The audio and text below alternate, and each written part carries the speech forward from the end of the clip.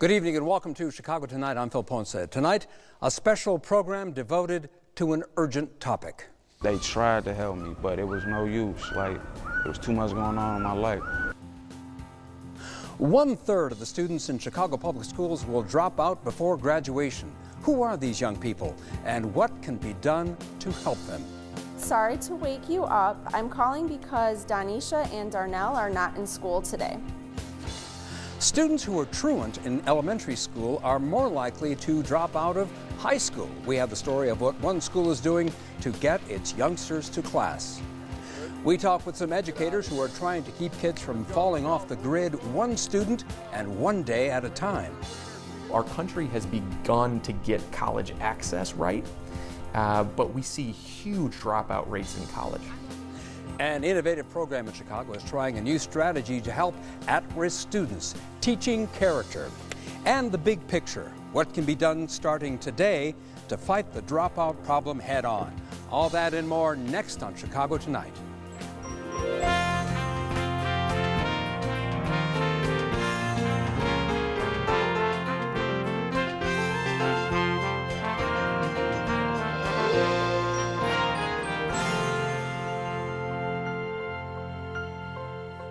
Thanks for joining us. A shocking number of Chicago public school students walk away from high school without a diploma. The disturbing truth is that 1 out of every 3 students does not finish high school. The story behind this dropout crisis can be complicated. But this evening, on this special edition of Chicago Tonight, we try to get at some of the reasons the problem persists. During this hour, we bring you voices from the front lines of the crisis. We hear from young people who've dropped out of school, and from some who have found their way back. We hear from educators who work with at-risk students and analysts who believe this issue is at the heart of Chicago's violence, unemployment, and poverty. Tonight's program is funded by the Corporation for Public Broadcasting and is part of a national initiative designed to focus on the issue. It's called American Graduate, Let's Make It Happen. We're joined tonight by a studio audience of educators, young people, and concerned members of the community. We'll hear from them. And we want to hear from you. As you watch our program tonight, you can join our online chat and share your comments and questions. We may use them on the air. Go to WTTW.com/Chicago Tonight to participate. We begin with people most impacted by the problem, Chicago's youth. Joining us are Cesar Mazon, who dropped out of Juarez High School and then re-enrolled at an alternative high school, Rudy Lozano Leadership Academy. He's now on track to graduate. Maria De Helio, she is a former student at Von Steuben High School where she says she felt pushed to drop out. She now has her GED but no diploma, and she's a part-time student at Truman College. She's also a community organizer with the Voice Project. And Edmund Schote. Edmund dropped out of Seton High School just 2 weeks before his graduation. He's now working in elder care and studying for his GED. And we're very grateful that all of you are joining us on Chicago Tonight. Thank you for being here. Edmund, you dropped out of high school just 2 weeks before graduation. Why did you drop out with just a couple of weeks to go? There's a lot going on, So during that time, like, I was like, man, during that time I was on probation too, so I'm like, man, I don't want to finish high school. I want to go to school. Then I had a son too on top of that. There was too much going on that time, so I was like, you know what, I need a break from everything. Just stop. All right. Well, let's, we're having a microphone problem with you. We're going to go to Maria. Maria, you said that you felt that your high school wasn't engaging or supportive. What do you mean by that? I think it's helpful to actually know a little bit of the background. So when I was, I migrated from Philippines, and when I was in middle school, I was a straight A student, graduated top 2 of my class. And when I went to high school, my family actually suffered a tragedy. My eldest brother had passed away from cancer, and I was dealing with all the grief, and I was going through, at a time, trying to understand what had happened and what was going on in my life, and then also at the same time going to school.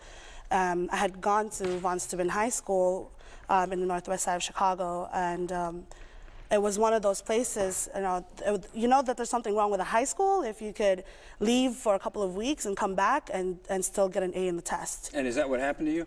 Yes. So when I actually, I was going through my depression and I didn't know who to talk to, I started cutting classes, you know, and I understood like the feeling of needing a break, and I couldn't stand to like try to take notes while understanding why my brother had passed away. And so you were dealing with a lot in your personal life. You were depressed, you were suffering grief because of your brother, and you started cutting classes. You were caught cutting classes, and at that point, my understanding is you came to school, and along with your mother, and you felt counseled to leave?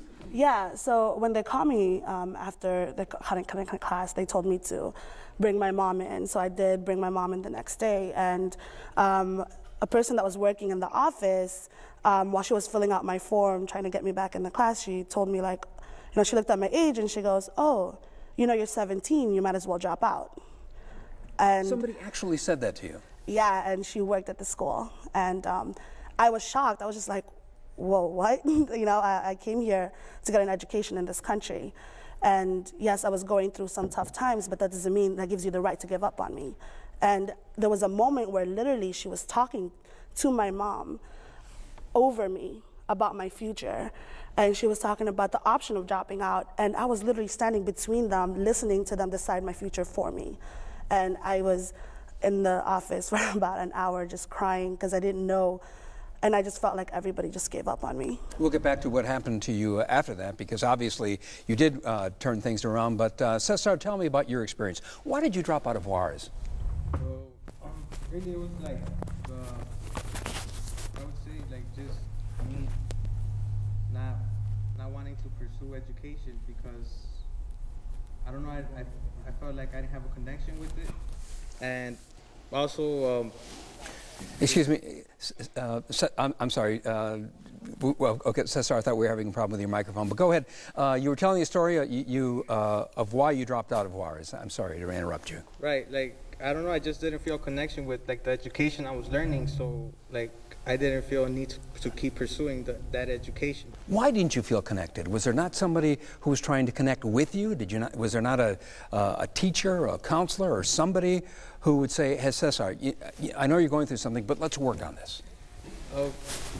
Well, yeah, that had to do with it too, but also like the literature I was learning, it's like I didn't feel any connection with it. Like I didn't find my identity in it.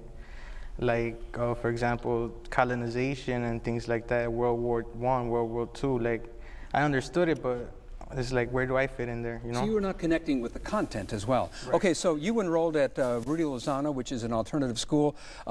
What's that experience like? A great experience. It's less of a lecture and more of a journey.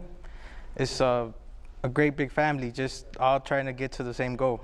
Wait a minute, you just used the term family. Did you not feel sort of a family thing happening at your first school? No. Not in the same way. All right. No. Getting back to Maria, getting back to you, because you got your GED eventually. What caused you, after having had that experience of leaving your first school, feeling that you felt invited to leave? The school might have a different perspective on it, by the way. Right. But what turned it around for you? So when I had dropped out of high school, I started working with the Voices of Youth in Chicago Education Project. And what we do is, it's a campaign that talks about like how to lower the dropout rates in high school and increase college readiness. And in my experience, like, I started understanding, like, when Cesar's talking right now, like, it totally resonates to me, because you're talking about not being connected to the lesson, and that's how I felt. I felt disconnected from my school. Like, you know, I didn't know, like, why I was learning about colonization. I didn't understand that, and I was trying, you know, to find myself, and I couldn't find that in the lesson. It wasn't engaging. It wasn't challenging. I lost interest. But what changed me is that I have a little sister, and I have nieces and nephews that will eventually, you know, go to a public school. You know, we can't afford to go to a private school, first of all, and, you know, public education is there. That's why we came to America, right? And it's just, it turned me around, because I want to change that, and I want to make sure it's better for everybody. Edmund, you did not go to an alternative high school. As we mentioned, there were a lot of things happening in your life. Your family had moved around a lot. You got involved in a fight at school. You had to deal with a criminal charge while you were in your final year. There was a lot happening. Had you gone to an alternative school, do you think your experience might have been different? Actually, they was referring alternative schools for me, but during that time, like, I don't know, I could have went. But You could have gone to an I alternative could have school? gone, but I was like, Why didn't nah, I don't want to be away from my friends. I want to stay here, be on the football team. You know, I wanted to, and my grades wasn't that far behind either. So Your grades were not that they far wasn't behind. That far behind, so I was trying to play catch up at the same time. So, and then it was that feeling of being around, like having that family too. Because I didn't want to just be out there alone, you know, going to a school I don't know about. And I was hearing like names about alternative schools that was real bad. You know, me, I don't like all that confrontation. You know, I'm a simple person. Like, I don't like all that confrontation, fighting, all that other stuff. Like, I'm an easy person to get along with. You don't have to do nothing much to get along with me, but I was trying that, but that route wasn't for me at the time. Maria, you also tried an alternative school, but for you it didn't work. Why not?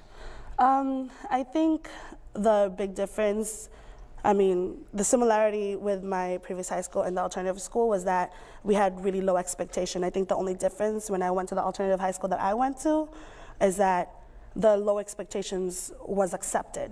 It was like, you know, you get 5 minutes to go, like between classes, you get 5 minutes to have a cigarette break, and it's like, it's okay. They expect you to be okay with that. And I needed an environment that challenged me as a student, that engaged me in the lesson, and that really like tried to mold me so I can survive in the 21st century. And I just didn't feel that from the alternative school. I didn't feel the family from alternative school, and I didn't feel that in my public school, which is a very common, you know, experience for a lot of students. Back to what happened to you in your first high school, do you feel that there was, and you encountered other young people in alternative schools, do you feel that there's a systematic push to get kids out of regular schools? I mean, you know, from that experience where they were talking over me, I was crying a lot in the office where they actually moved me to the counseling office. And I was actually talking to someone upstairs about this, where my counselor actually told me, like, you know, high school's not for everyone. And we're in a time now, we're a public school where we're like not expecting that much from young people at all. We're expecting to criminalize them, that, you know, and that environment is just set. And I think that that's what's wrong with it right now. Is there anything that your high school could have done to have kept you on track to graduate? Edmund, is there anything that Sen High School could have done? I mean, at that time, Sen High School, we was going through like principals too. We actually, our principal retired, and we had a substitute principal. During that time, that substitute principal was not respected at all. So Sen was kind of chaotic. It was a lot going on in Sen, fights, people smoking in the hallway, drinking.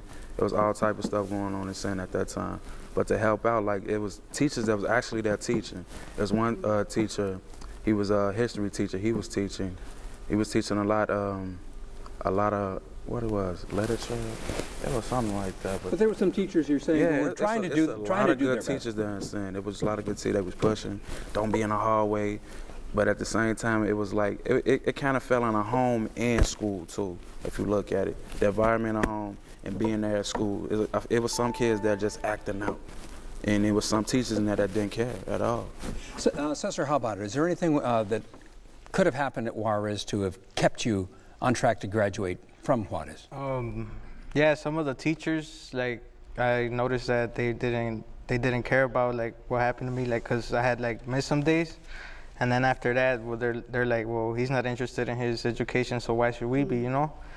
And like they just put, like, in one instance, I sat in the back of the classroom a whole year not doing nothing for one class, and I just didn't see how that helped, you know? So what you're saying is, based on your experience, you did not feel that somebody went out of their way to keep you engaged. Right. All right. Let's go to the audience. Eddie Aruza. Phil, let me introduce you to Sara Osorio. She is currently a student right next door to us here at Northeastern Illinois University. But there was a point in your life when you were in middle school that you had fallen 2 grade levels behind, and you were probably on track to becoming yet another dropout. What changed?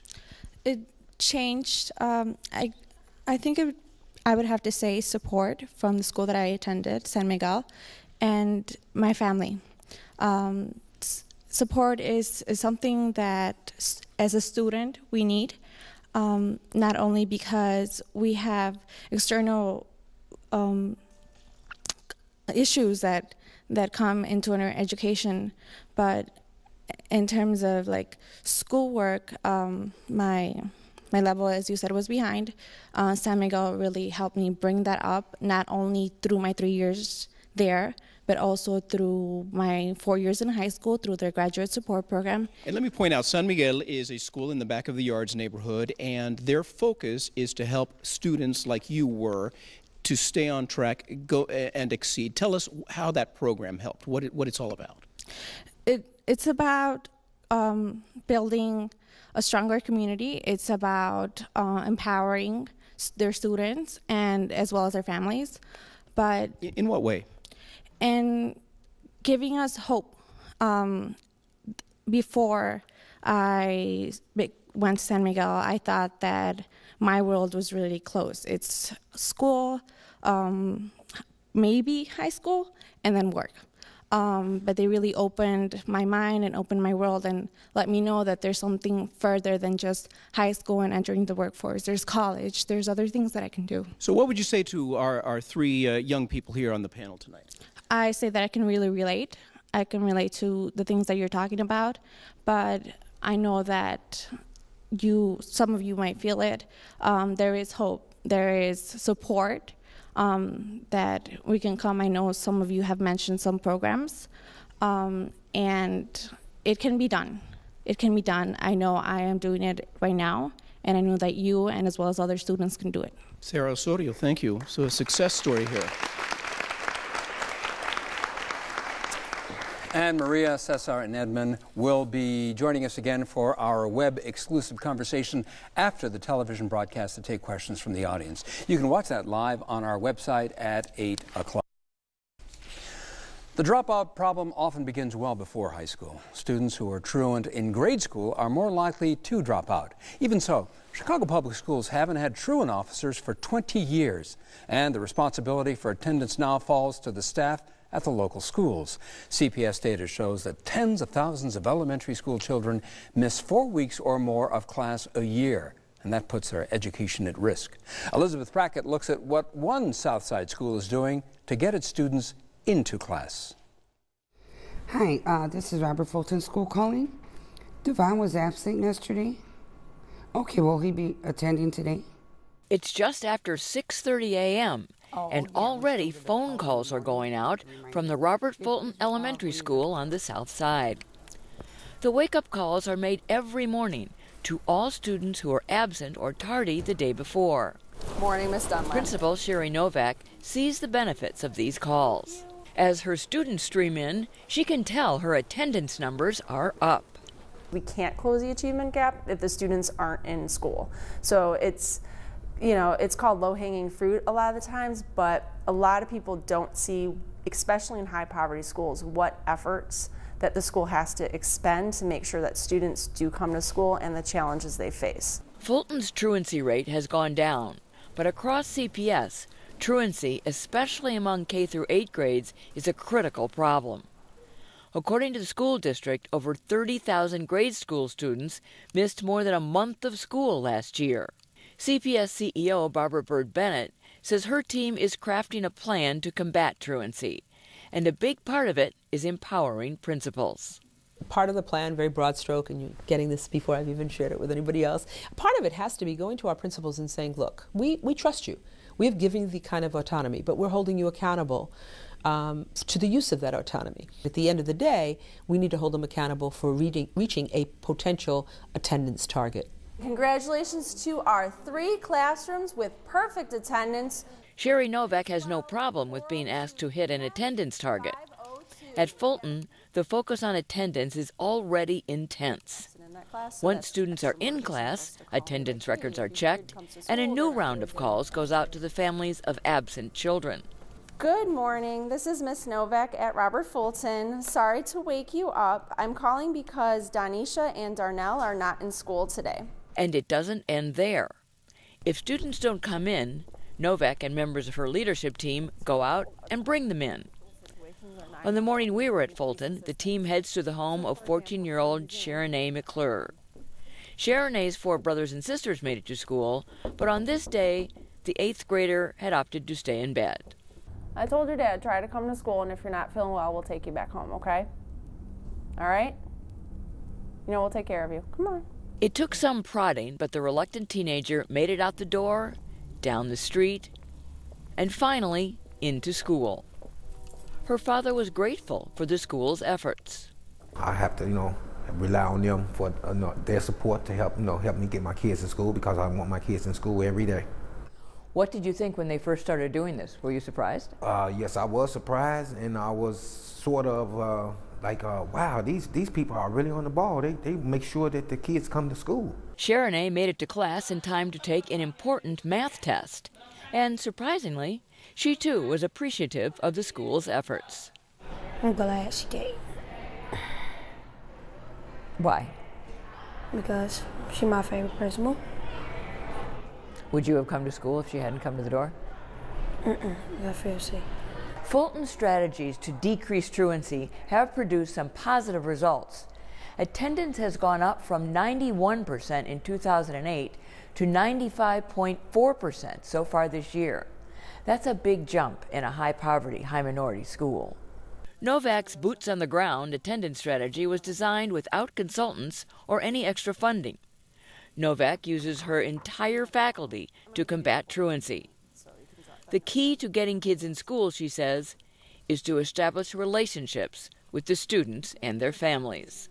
If they are looking forward to that teacher that they see every day, to going to that art class and making that bond with that art class teacher, or it could be someone in my kitchen staff that's coaching volleyball.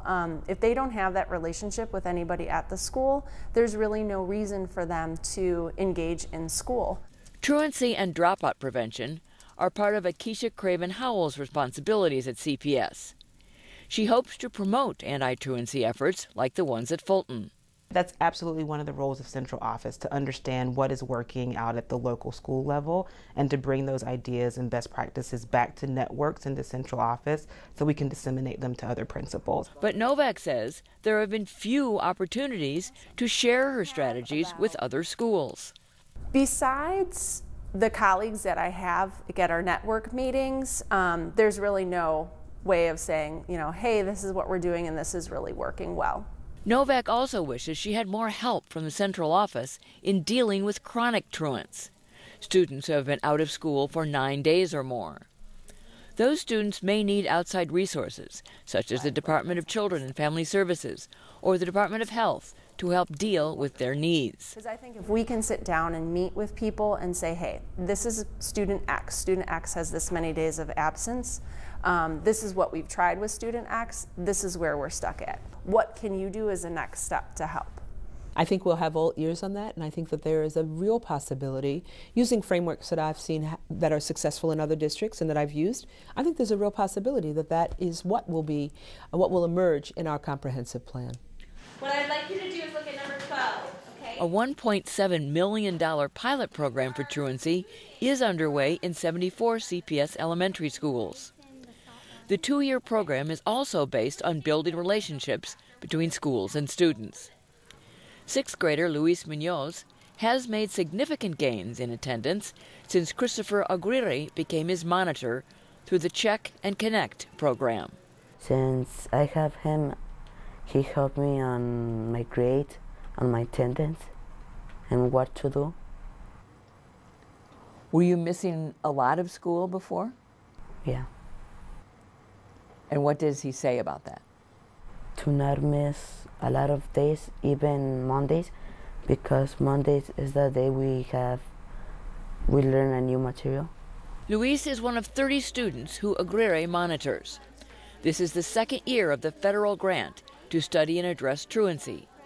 Aguirre says building a relationship with Luis and his mother has given them both a different way to look at the importance of coming to school. I think the mindset as far as wanting to come to school, with communication that I've had with parent, she always lets me know that whenever they have to go to the hospital for an appointment, he's like, man, I don't want to miss school. We have to make sure that you bring that note home or to school. Aguirre has also spent many hours with Luis's mother, Lourdes Garcia. Garcia, a Mexican immigrant, speaks only Spanish and now relies on Aguirre to help navigate the CPS bureaucracy for her son. El programa ha ayudado mucho a mi hijo. How the program has helped my son is that it's allowed my son to feel more confident in speaking English and communicating with teachers and students in school. Schools participating in the program say it has helped reduce truancy, though final numbers won't be completed until the grant ends at the end of the school year. Then the question is, given the district's nearly $700 million deficit, how will the gains be sustained when the money runs out? I'm not sure if all of our principals understand. A grant is just that. It's to give you the jump start or the kickoff. So in fact, you can use those dollars to deeply, fundamentally change the way in which you do business. But it also requires that you think about how you sustain that work moving forward. And I don't think that we've been thoughtful about sustaining the work. Good morning. This is Robert Fulton School calling. Who am I speaking with? This is Ms. Novak, the principal. At Fulton, the efforts to keep kids in school will continue without any additional resources. It is fundamental to what we do, says Novak. If the students aren't here, we can't teach them. For Chicago Tonight, I'm Elizabeth Brackett. And staying on top of attendance is just one of the challenges for educators who work with at-risk students. What does dropout prevention actually look like on a daily basis? And what can CPS learn from listening more closely to those in the trenches? Here to discuss the important work of keeping young people in school, Ernesto Matias. He is principal at Wells High School on the North Side. Wells recently lowered its dropout rate, and that was one of the things that helped move it off probation for the first time since 1996. Patty Mitchell, who teaches 6th grade reading at Mark Twain Elementary School on the South Side, where the student population is overwhelmingly low income and Hispanic. And Ryan Kinney, a counselor at Team Englewood High School on the South Side. And welcome all to Chicago Tonight. Ernesto Matias, we just saw that piece by Elizabeth Brackett about what students do above and beyond, it seems, in the minds of many viewers, to get students in class if they're not showing up. What do you do? So there's multiple things. One, through the school improvement grant, we do have quasi-truant officers. 3 times a week from Build, they do home visits. And we also have calling, BOLO calls, automatic calls, as well as personal phone calls that we make. And we set up a lot of parent conferences. And in years past, I have also gone to visit kids who have not come to school because I think it's just that important. And does it always work when even the principal shows up? No. Really? I wish that were the magic touch, but no. I think that it's part of the overall strategy. I think it begins in the beginning of the day. Our tradition at school is to hug kids and to shake their hands when they walk in the day. Wait a minute, hug kids? Yeah. Why do you hug kids? Because I think that we all need love. And I think that kids need to come to a high school that's not a prison. They need to come to a high school that they can get love and nourishment and feel like they're a part, like the other gentleman said, of a family. So even though Wells is a neighborhood public school, whenever I'm available, and it's almost every day, I tend to be out there. And the kids, it doesn't matter whether they're seniors or freshmen, gang member or not, they don't shy away from a handshake or a hug. Patty Mitchell, during Elizabeth's... You mentioned during Elizabeth's piece that your students knew you were going to be coming on this program, and they gave you a list. Tell me about the list. That's correct. I teach 6th grade at Mark Twain Elementary School, and I posed the question to my students today, and they should all be watching this evening. It was not a homework assignment, though. And I asked what would be the top 10 reasons for high school dropout rate. And these 6th graders had to say, first of all, students don't think that school is important.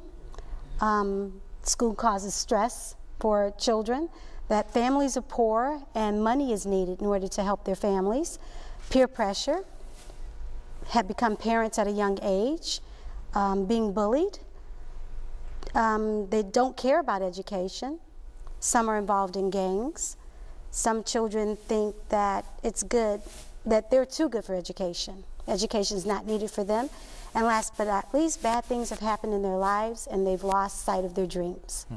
That's a pretty comprehensive list, and I'm sure that I'm going to get some of the other experts to respond to that. But these are lists. This is a list that your students actually came up with. My students actually compiled this list today, 11 and 12-year-olds. What was your reaction when you saw those 10 items on the list? Wow, they're thinking already like adults, like some of us already thinking, because there were things that I thought about in terms of why we have such a high dropout rate, and my children were right on the mark.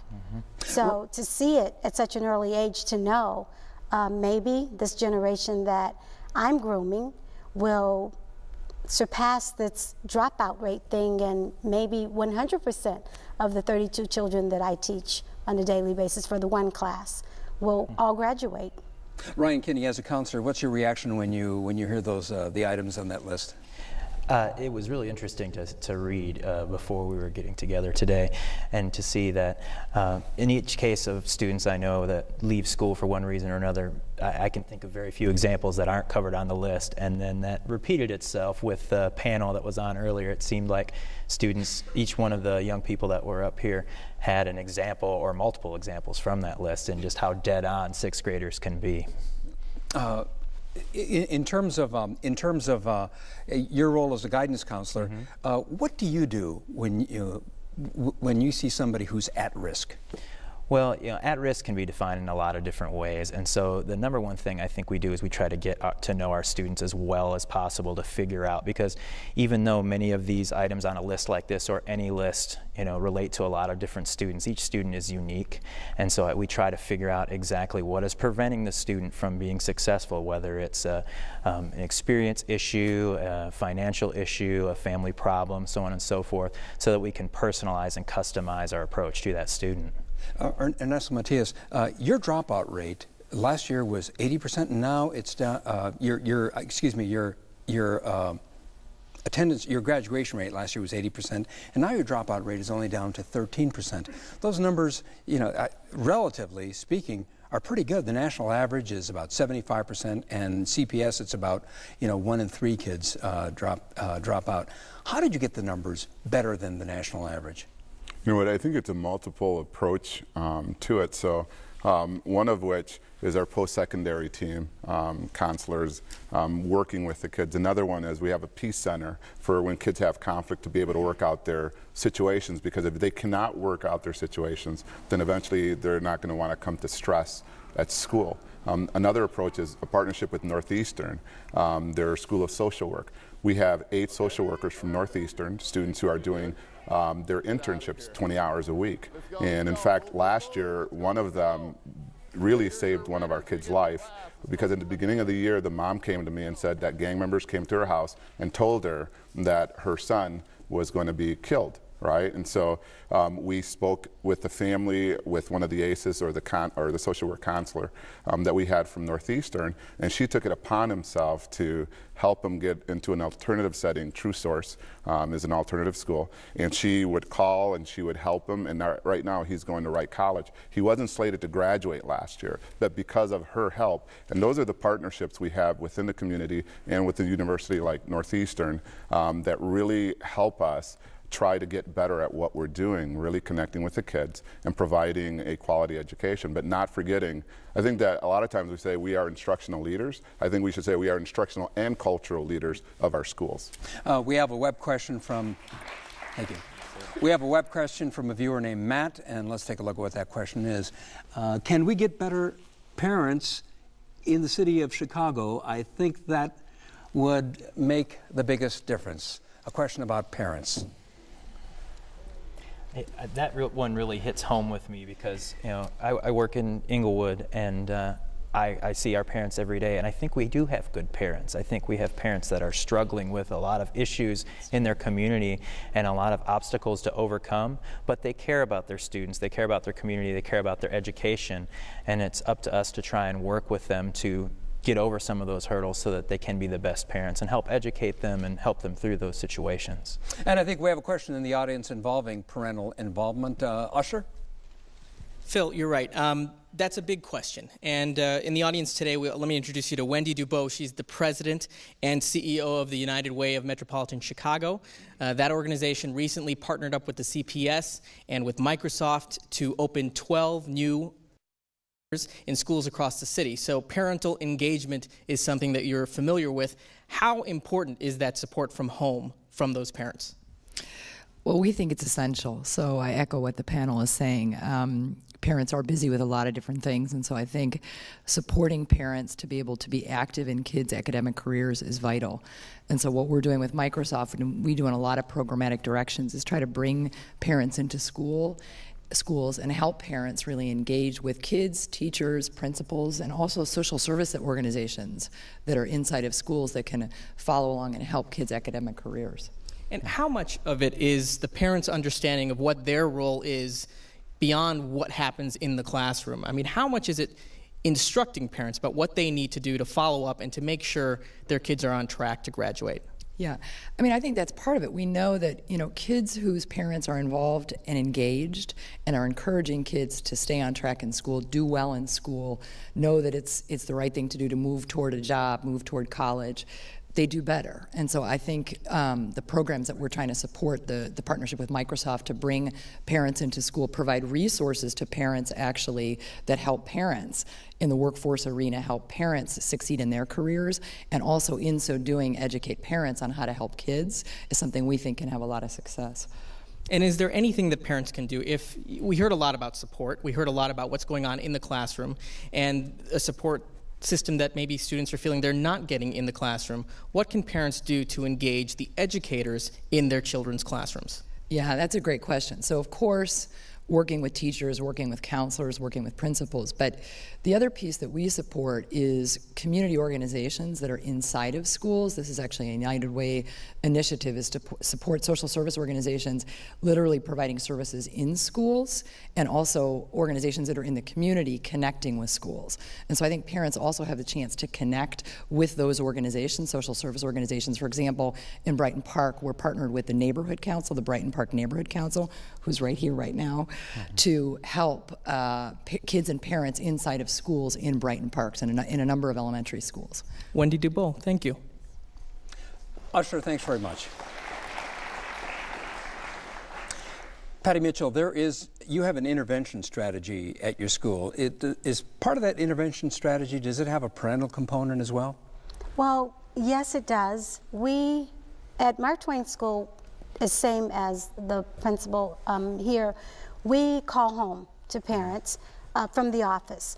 Also, we have parent volunteers that are inside of our school that at any point in time that we need their help, we are able to ask them questions about things going on in the neighborhood, and a lot of times people are friendly enough with one another, they can let us know if there's an issue within families, that we're able to overextend ourselves in terms of not just only calling, but we also go to homes and figure out what else that we can do in order to ensure that children do come to school. Ryan, in terms of alternative schools, we heard from a couple of students who'd gone to alternative schools, one successfully, one not. How do you decide when it's time to recommend that a young person go to an alternative school? I think that's a really good question.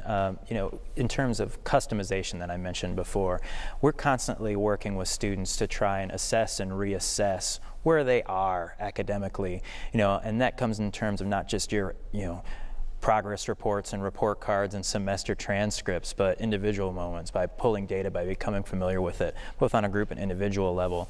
And I think that time comes to recommend that a student, you know, consider an alternative school when there's not enough time for a student to complete the graduation requirements with their particular class in a sort of a humane way. For example, a student in the course of a year can take up to 8 courses of credit recovery through, you know, Chicago Public Schools' current system. However, in order to do that, that student has to go to class during the school week upwards of 50+ hours if you include their regular class time during the day.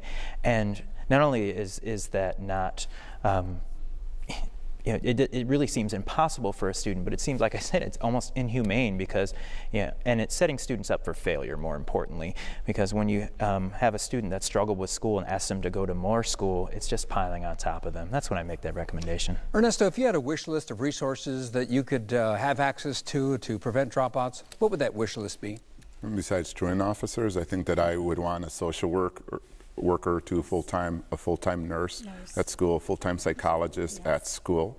I think also if we could get parents in school full-time who could talk to our kids so that they would have someone to talk to, grandparents as well, because we have to respect that. I think some of those things are on my wish list because I think that would help our kids to really connect and feel like they're being loved and listened to at school even.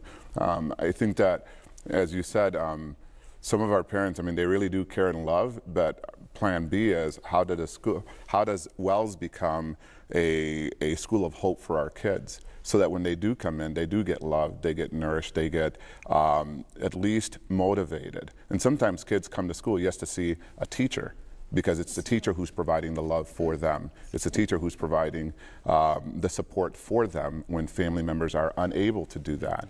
And I think instead of throwing it off on families, we have to work together. So at Wells, we do have a family and community coordinator. And so we do have some family programs that we try to run for parents at school. And then besides that, for us, for the instructional leaders, I'm in the UIC Pipeline Leadership Program. It's learning about social emotional things so that we don't forget about that. Because a lot of times we pay so much attention to academics that we forget that our kids are real people with real hurts, going through gang boundaries just to get to school, sometimes for an hour, hour and a half, and then we expect them to act grown up while in school, when really they're tired.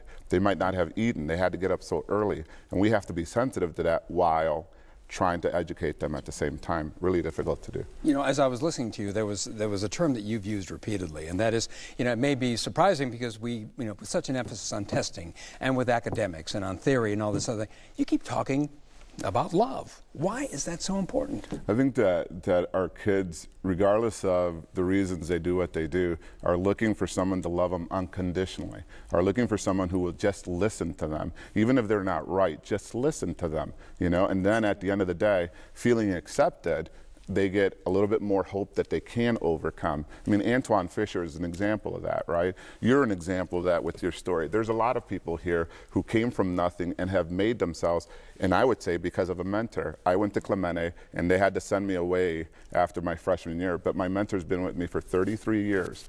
And if Paul hadn't shown me love, you know, and created that hope, then I wouldn't. And so I think the wish list, every kid at school having their own personal mentor to walk them through life, hand in hand with their families, and we would cure our problem. Ernesto Matias, Patty Mitchell, and Ryan Kinney, thank you all. We appreciate it. Thank you, Bill. And these panelists will be back to talk more in our special live online extra after the television program to answer questions from the audience and from viewers. To join our live online chat and jump into the conversation, you can go to our website. Recognizing potential without opportunity. It's something one Chicago-based nonprofit is hoping could become a game changer when it comes to reducing the high school dropout rate. Their aim is to create a support system that will help at-risk students through high school and then on to college. The focus is on character development. Usher Qureshi shows us how it's helping to defy the odds. Morning, Trent. Morning, Anthony. It's just after 9 a.m. when Rachel Bennett greets her third period students. Bennett is a high school Spanish teacher here at Perspectives Leadership Academy. I'm going to show you in 1 sec. But this is the one class she teaches each day where nobody learns Spanish. Mostly what I do, I feel, is harass my kids to be their best selves at all times. Bennett teaches a daily 40-minute class designed by a nonprofit educational organization called One Goal. And then your 2 next steps. What are the next 2 that you're working on? What's interesting about One Goal is that it pinpoints and targets low-income, underperforming students in non-selective Chicago public schools, students who are least likely to graduate from high school, let alone college. Jeff Nelson is the co-founder and CEO of One Goal. We're taking underperforming students that typically have a less than 10% chance of earning a bachelor's degree, and right now 85% of our alumni in college are persisting. All right, so we have approximately 40 minutes to get this done. One Goal focuses on these students because nationally only 8% of 9th graders in low-income communities are expected to graduate from college by age 25. That's in stark contrast to students from the highest income families, where 32% will finish college in that same time.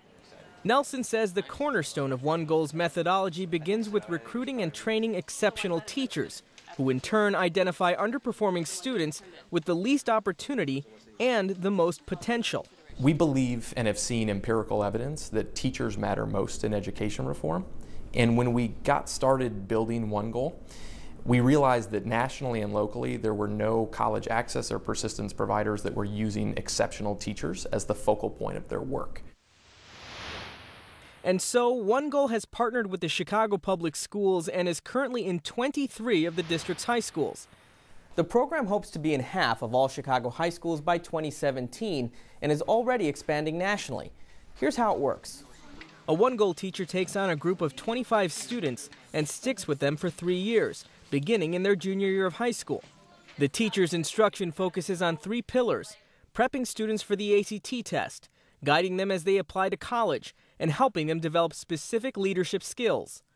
The 5 leadership principles that we spend time working on are professionalism, ambition, resilience, integrity, and resourcefulness.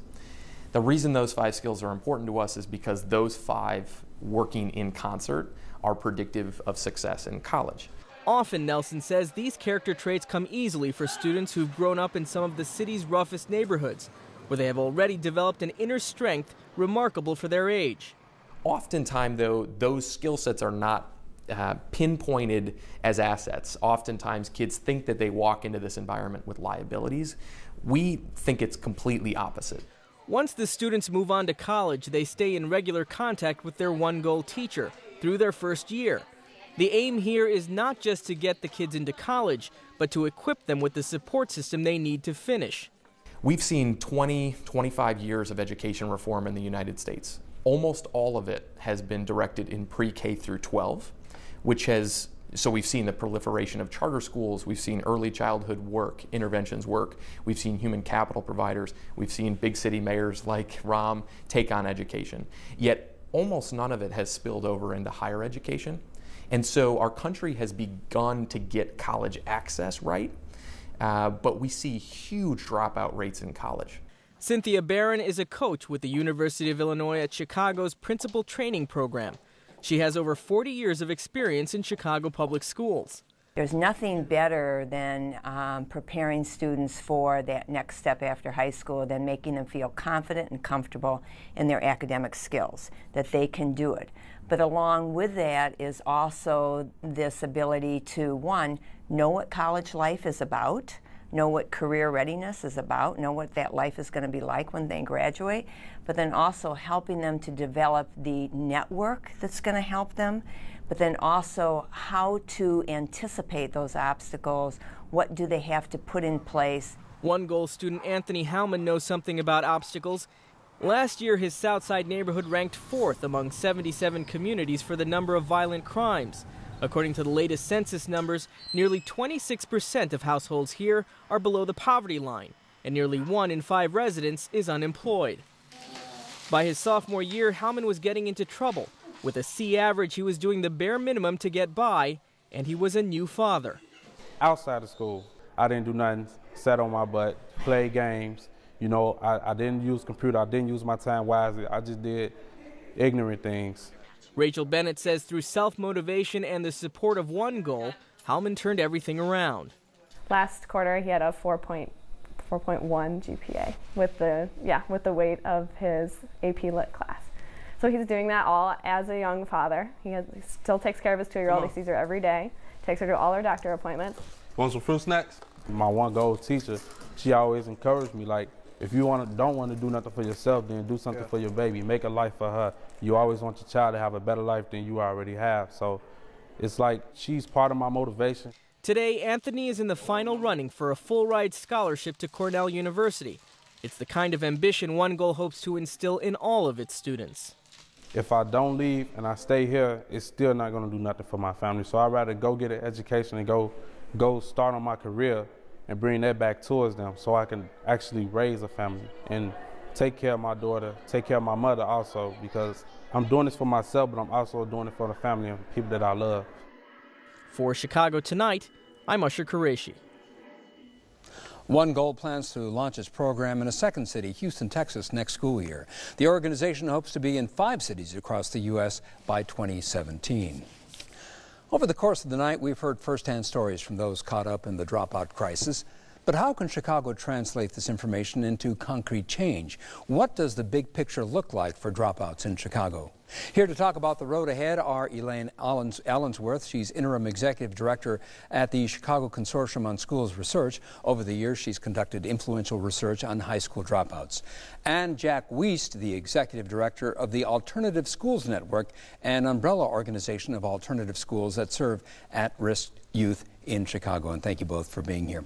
Elaine Allensworth, what does research tell you about the warning signs? The warning signs are right there, and I think you heard it from our panelists earlier.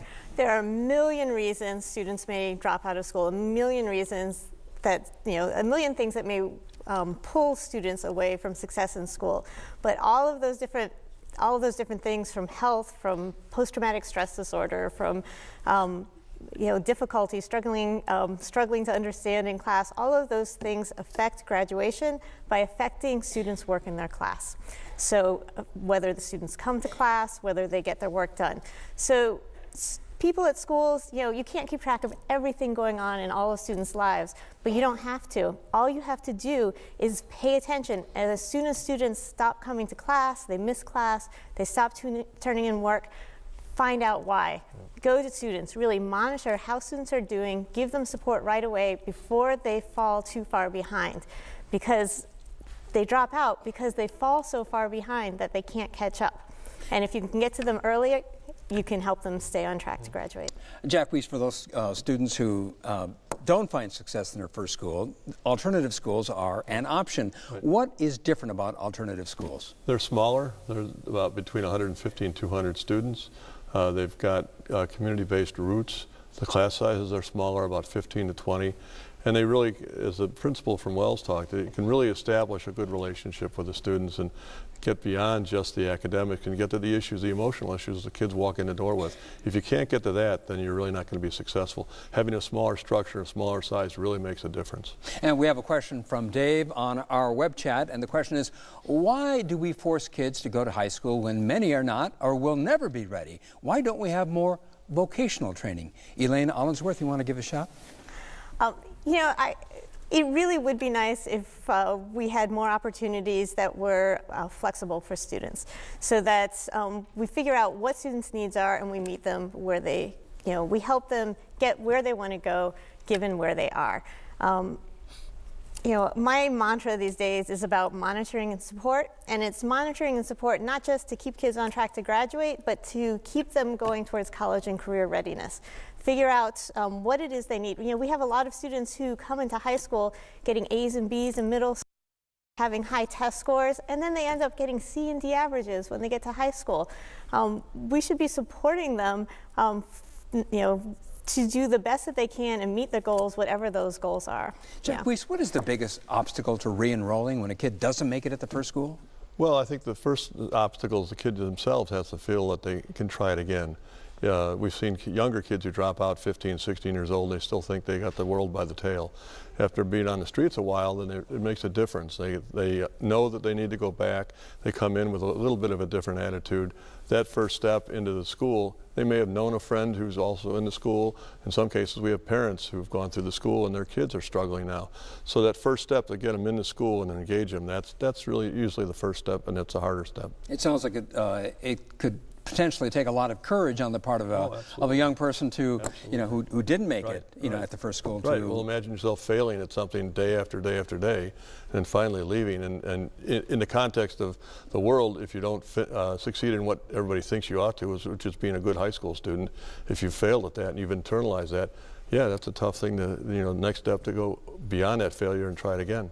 Elaine Allensworth, what has your research shown you about the role of poverty, about the role of violence in terms of contributing to the dropout rate? Right, it's a big contributor.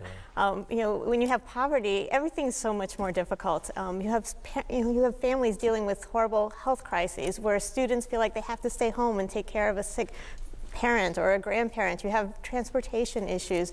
You have stress issues, housing instability, post-traumatic stress disorder from violence in the community, fear about transportation and getting to school, fear at school. All of these things are going to make it harder for students to get to school, to pay attention in school, to get their work done.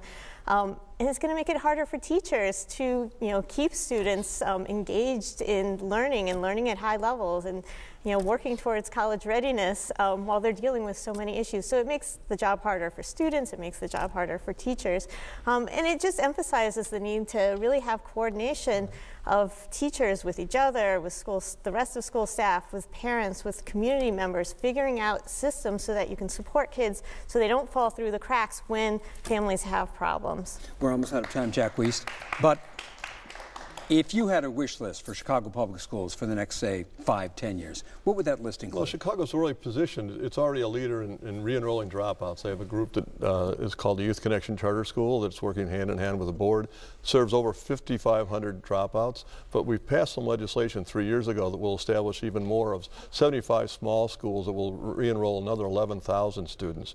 That would almost bring 16,000 kids off the street. My wish list is that would be implemented over the next 5 to 6 years. Getting the building issues, getting the works through the bureaucracy, but that would bring lots of kids back to the street, to school, a chance to really earn a diploma.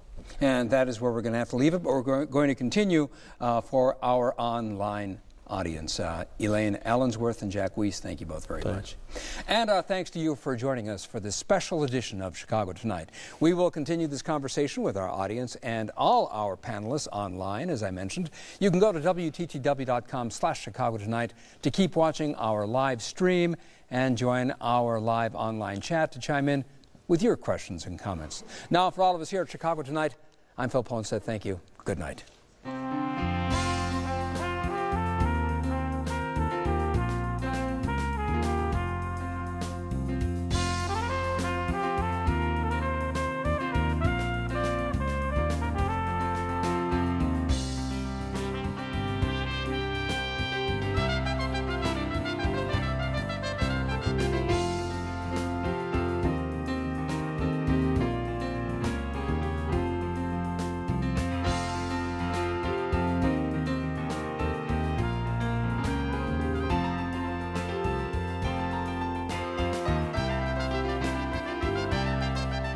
Closed captioning is made possible by Robert A. Clifford and Clifford Law Offices, marking 10 years as proud sponsors of WTTW programming.